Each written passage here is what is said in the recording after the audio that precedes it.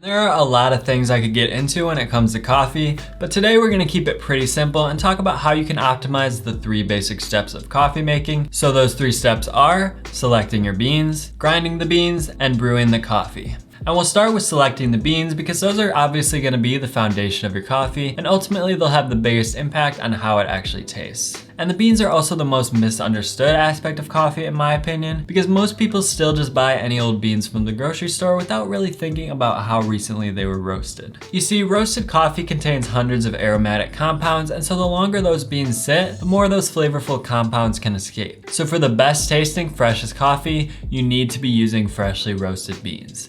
And when I say freshly roasted, I mean roasted within at least the last 4 weeks, but within 2 to 3 weeks would be even better. Now for a lot of you, you should be able to find freshly roasted beans at your local grocery store, but there's also a good chance that you live near a local coffee roaster where you can pick up some great beans as well. Either way, you'll want to look out for beans that have the roasting date listed on the package, usually either on the bottom or the back of the bag. And if that date isn't listed, then those probably aren't beans that you want to be using. Personally, I actually use Trade Coffee, which is a subscription service where they send me freshly roasted beans from different roasters every few weeks. Now this video isn't sponsored or anything, and there's a lot of similar subscription services out there, but I have had a good experience with Trade Coffee so far, and it's super convenient to have those beans delivered straight to you on a regular basis, so whether you go with Trade or any other service, I definitely recommend it. Then once you start using freshly roasted beans, you can eventually branch out and experiment with beans grown in different regions of the world, roasted to different levels, and all of those types of things. But we're not going to talk about all of those nuances in this video because just using freshly roasted beans alone will get you most of the way to where you need to be. So now that we know which beans to use, let's talk about how to properly grind them. So yes, you should definitely be grinding your beans yourself if you can, because again, we want to preserve as much freshness in the beans as possible. And once they're ground, they start to lose their freshness much quicker than before because there's just so much surface area exposed to the atmosphere at that point. So the 2 factors that you really need to consider when grinding your coffee is number 1, to grind it fresh, ideally right before you brew the coffee, and number 2, to achieve a consistent grind size, meaning that all of your little bits of ground up coffee are approximately the same size. So grinding your beans fresh is something that everybody can do as long as you have a coffee grinder at home, but then how do we actually achieve a more consistent grind size? Well, it ultimately comes down to the type of grinder you use, and the type you should be using is called a burr grinder. This basically just means that the grinder contains a set of burrs that are evenly spaced apart in order to achieve the exact grind size that you're looking for. And the coffee just runs through those burrs one single time, which results in a very consistent grind. Whereas if you look at the blade grinders that a lot of people use, the beans just sort of twirl around in there, and some pieces might get pushed to the outside and not get ground much at all, while other pieces will get overground, and that leads to an uneven extraction of flavor when you actually brew the coffee. So for that reason, it's very important to achieve as uniform a grind as possible. So you can get either an electric or a handheld burr grinder, and which one you get really just depends on your budget and your preferences. Unfortunately, great burr grinders can get pretty expensive, especially the electric ones, so if you're on a budget, you'll definitely want to go handheld. And that's actually what I use personally, so while this one still wasn't cheap per se at around $180, the grind quality is just as good as electric grinders that are double or almost triple the price, and I actually prefer the hand grinder anyways because it's quieter and it takes up much less space in my kitchen. And it only takes about 30 seconds to grind my typical serving of coffee beans, so it's really not too bad. But before I got this one, I started with a cheaper handheld grinder that I got for around $40, and it still gave me much better results than any non-burr grinder. So I'll link both of those below, and I'll also link some of the most recommended electric burr grinders for those of you that prefer the ease and convenience of those. The good news is that your grinder is really the only significant investment you need to make into your coffee setup, assuming you're not planning to get into espresso, and a good quality grinder should last pretty much indefinitely. So with all of that said, it's finally time to talk brewing. And for this video, we're going to discuss 3 different brewing methods, all of which achieve slightly different results. So I'll start with my personal favorite method, which is the pour over. And this is also the one that'll achieve the most traditional tasting cup if you're used to brewing with an automatic coffee machine, because we're brewing through a paper filter here just as a machine does. Now depending on which method you use, you'll need to vary your grind size. So for a pour over, we're going to use a medium fine grind, which I would say is just a bit finer than sand. And here you can see it alongside a dime for scale. Now there are a lot of pour over brewers to choose from, but personally I'd recommend the Kalita Wave for most people, which is what I'm using here because it's very forgiving and actually quite inexpensive as well. Now from there, the brewing process itself is pretty simple, so you'll just start by bringing a pot of water up to a boil, then rinsing your filter paper with that boiling water to get rid of any paper taste. And this also serves the purpose of warming up your brewer and your mug as well. Of course, make sure to use good tasting water for your coffee, so I typically just use filtered tap water.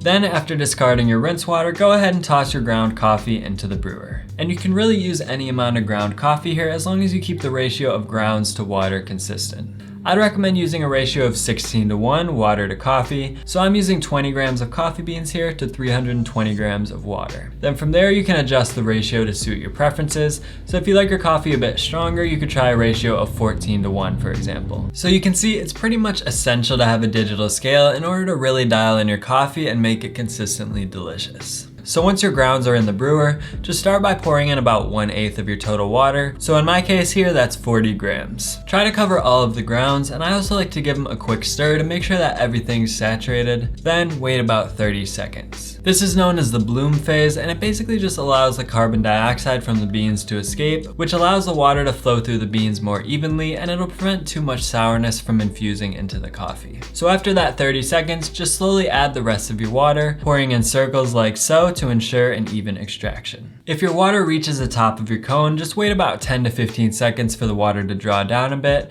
then continue pouring. And after all of your water is added, that's essentially it. So now you just have to wait for the water to finish running through the grounds. This should take about 1.5 to 2.5 minutes, so if it goes significantly faster than that, you may need to grind finer, and if it goes significantly slower, you may need to grind coarser. Toward the end of the brewing, I also like to give the brewer a little shake just to make sure that everything gets drawn through. But once it stops dripping, then the coffee is done. And from there, the cleanup is super easy, so you can just dump out the filter into the trash or a compost bin if you have one, then rinse your brewer, and that's it. Now next we're going to cover the French press method, which will yield a much fuller bodied coffee because there's no filter paper here to absorb the coffee's oils as they're extracted from the beans. So for this, I like to use James Hoffmann's French press method, which is designed to reduce the amount of sediment in the coffee, resulting in a much cleaner cup. So I'll link his full video tutorial in the description below, but for this method, again, you'll start by grinding your coffee, this time to a medium coarse grind or about the size of a relatively coarse sand. Then bring your water up to a boil and use a bit of it to preheat your French press along with your mug. Now add your ground coffee to the French press, and again we'll be using a 16:1 ratio of water to coffee here. So add your water all at once, there's no need for a blooming phase here, and just make sure to saturate all of the grounds. Then place your lid back on the French press to trap in the heat, and set a timer for 4 minutes. After that 4 minutes, stir the surface of the coffee, which will free up the grounds that are sitting at the top. Then skim off the foam from the surface because that foam is pretty bitter, so you don't want it in your final product. Now you're actually going to place the lid back on and wait at least another 5 minutes for all of the grounds to settle back to the bottom. And don't press down with the plunger because the whole idea here is to be as gentle as possible with the coffee so that those grounds don't make their way back into the solution. Then after the 5 minutes is up, just gently pour the coffee into your mug, again without pressing the plunger down, but instead just using it as a filter for the coffee to pour through. And there's your cup of French press coffee. Now last but not least, we're going to quickly discuss the cold brew method, which is great for those of you who like a smooth, slightly less bitter cup of iced coffee. And this one is very similar to the French press method, but instead of pouring hot water onto the grounds, we're going to use cold water and then just let the coffee steep for much longer, hence the name cold brew. So again, place your coffee grounds into the French press, this time without preheating it, and I like to make my cold brew in larger batches, so I'm using 40 grams of ground coffee here. And you don't need to use a French press for this, so you could actually do this in any jar or bowl with a lid. And for cold brew, I like to use a 12:1 ratio of water to coffee so that it ends up a bit stronger and doesn't become too diluted when you add ice to it. So I'm adding 480 grams of water here all at once, making sure the grounds are fully submerged. The water can be either cold or at room temperature, it doesn't really matter, and you want to stir it a bit if necessary to make sure all of the grounds are saturated. Then just place your lid on and let the coffee steep for 12 to 16 hours at room temperature. Once it's done, just strain it out either through a paper coffee filter or a cheesecloth as I'm doing here. Then enjoy right away with ice or store in your fridge for up to about a week for the freshest tasting coffee. So if you want to get your first bag of freshly roasted coffee free, you can click right here to check out Trade. And if you want to learn how to make some delicious hot chocolate, you can click right here as well. Thanks a lot for watching, and I'll see you over there.